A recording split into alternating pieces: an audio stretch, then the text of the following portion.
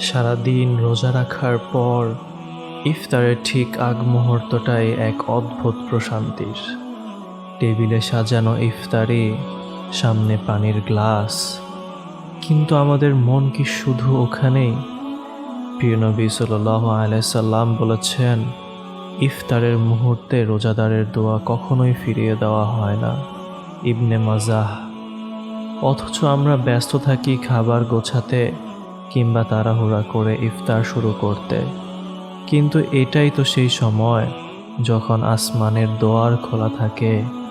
তাই আমার প্রিয় ভাই ও বোনেরা, আজকের ইফতারে সামান্য একটু থামুন, দু হাত তুলুন নিজের জন্য, পরিবারের জন্য আর এই মুসলিম উম্মাহর জন্য।